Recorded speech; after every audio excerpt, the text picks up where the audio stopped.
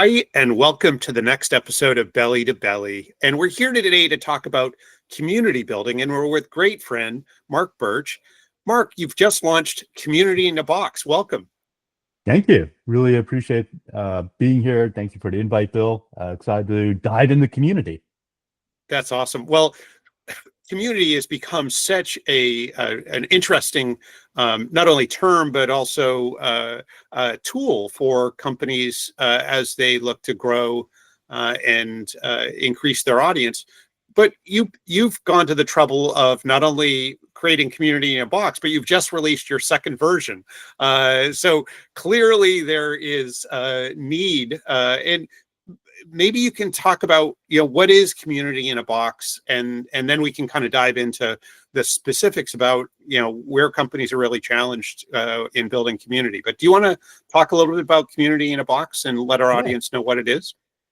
yeah, absolutely. There's a little bit of backstory. Way back, I'd say over a decade ago, I was just an entrepreneur. I had exited my startup. I was helping out other founders. A lot of them were having the same challenges.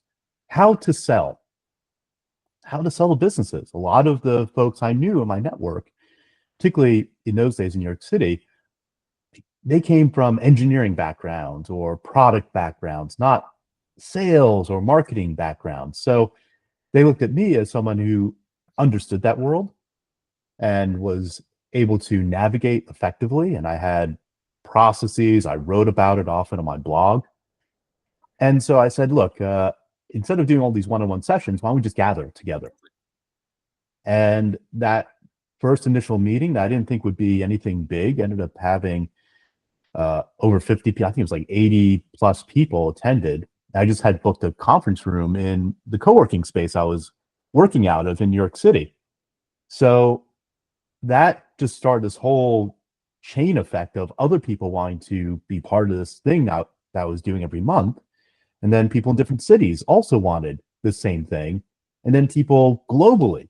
So in short order, in about 2 years, I had gone from like a small group in New York City to almost 30,000 members across 24 chapters around the globe, from Singapore and Sydney to London and everywhere in between.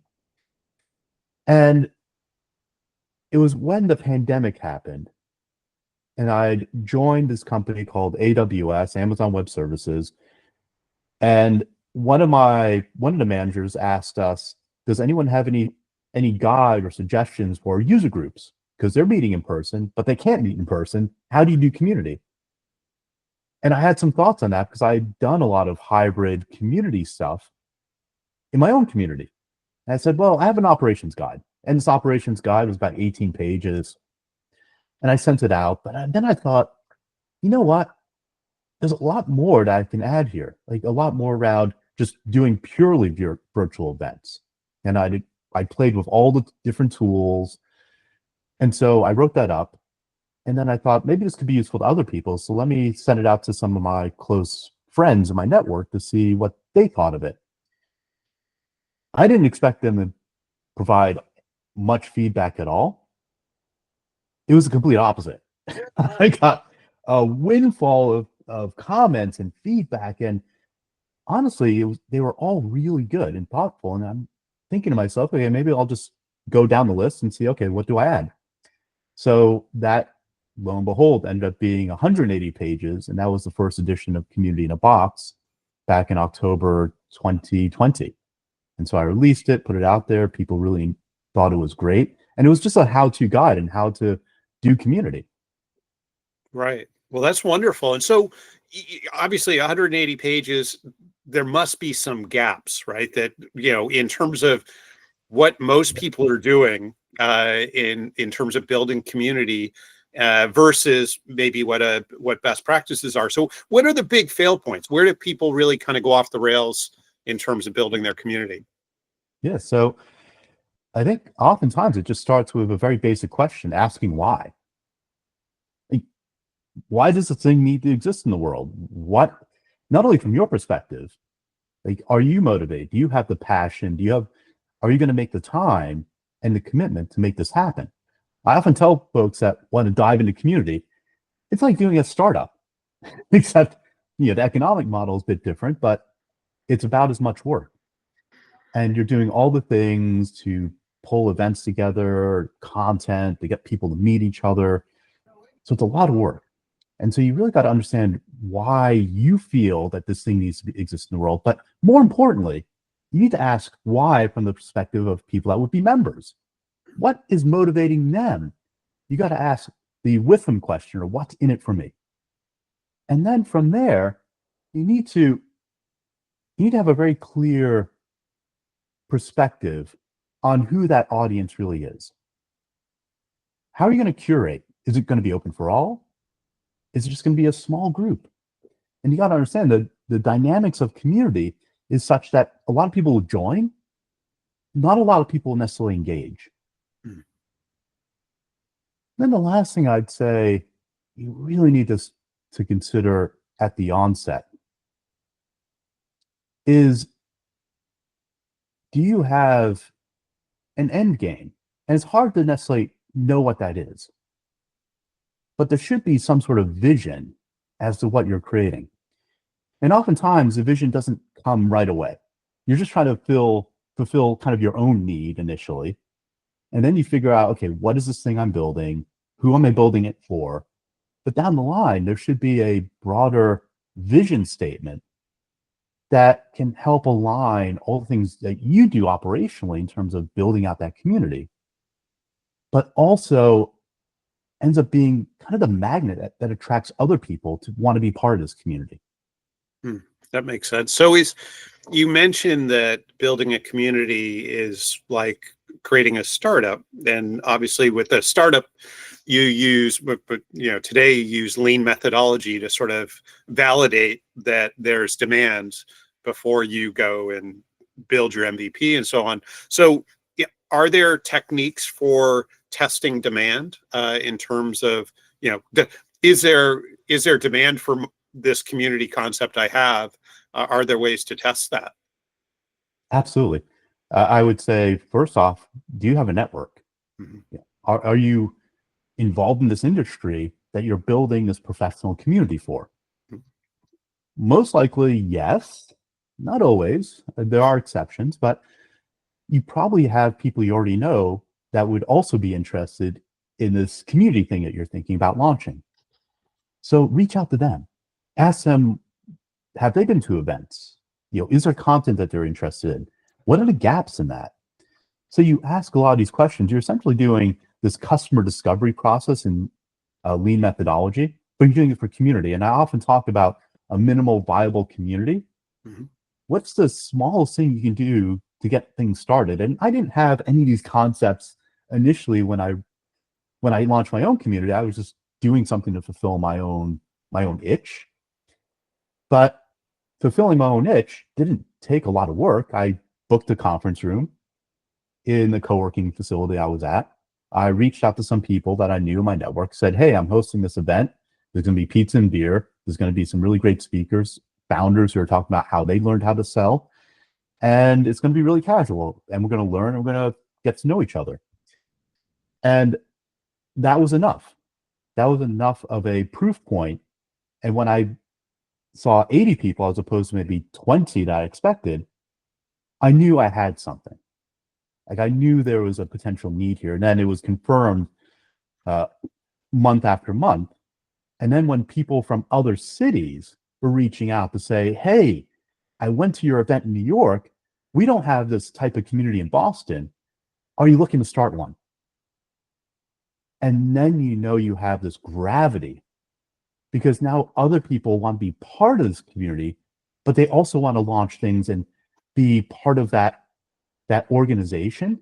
Right. They're willing to do the work. Building it. Yeah. They're willing to do the work. Exactly, Bill. Yeah. Like, you're getting volunteers. There's, again, that magnetism that's drawing people in, not just to participate at the events or consume content, but to actually get engaged and be part of the building and growing and scaling of the community. That's what it's really exciting. And then you have something. That's cool. So one last topic area is, so we're obviously, our audience are all growth companies expanding in the U.S. And so, and a lot of tech companies, life science, energy, defense, those types of industries. So it seems like community can be applied in a variety of ways. It could be, it seems, and correct me if I'm wrong, but certainly for customers in building, and maybe even certain sets of customers, there being potentially sub-communities. Employees can be a community. Partners can be a community. The salespeople might have their own community with other partner salespeople and so on. But how does a company, where does a company start? What's the, if they they know it's important and they want to begin, what's the best way? Sure. Actually, this is a lot of the new content I added for the book. Some Community Box, the second edition. The reason I decided to do the second edition was because I started to see how businesses were wanting to apply community, or maybe there's businesses that were built out of communities. Think about a lot of technology companies, like open source companies. They started because there's a bunch of techies, a bunch of developers that wanted to actually meet in person or do things online around a project to build something out and then grow it from there. So I talk a lot about the aspects of applying business to community. And there's a lot of ways that businesses could apply community in some sort of business outcome, whether it be revenue generation, hiring, innovation, maybe just to help around operational costs. So oftentimes when some business owner, entrepreneur, startup comes to me and says, hey, I want to do a community, I go back to the beginning and say, okay, why do you want to do it? Because there's a lot of commitment. It's really a whole nother leg. It's like setting up your sales channel, your marketing channel. Now you're going to build a community channel. So you got to be realistic about what you can commit to and why you're doing it. How is it going to be a business driver for your organization? Are you looking for more brand awareness? Are you trying to build maybe something to help on the customer support side? So have some sort of business objective in mind other than, well, let's get people together. Sometimes it could be as small as getting a customer advisory group together. Oftentimes that's the way I initially start, particularly with startups that are now kind of at that growth or scale spurt, because they're going to have a lot of customers. They're getting a lot of feedback and sometimes a lot of complaints. So I always suggest, and this is what we did at Stack Overflow, is we bring our most avid, most engaged customers together and we ask them, how can we serve you better? And not only just how we can serve you better, but by connecting all of those other customers together, they form the corpus of a community. And that's usually the easiest way to start. Because once you get them engaged and they're excited, they're part of the innovation process, then you can grow that from there. You can have them be part of your customer support community. Maybe you're building a forum around that. Maybe you can start to build an evangelist group. Like I worked at AWS, Amazon Web Services. And so a lot of my work was to help build other evangelists, other people that could be advocates outside of our company to be supportive, to create content, to speak at events. And then we would, in turn, we'd give them incredible access to our executives and access to our roadmap. So there's some very specific programs you can put in place that you can grow into. That's perfect. No, this has been really, really helpful, Mark. Is it okay if I share the link to your website and to the book on the description below? Yeah, absolutely. Please do. And if anyone awesome. ever has questions, feel free to reach out to me directly. Brilliant. Cool. Well, we will share all that. Thank you so much for spending the time with us today. I know our audience is going to get a lot out of it. So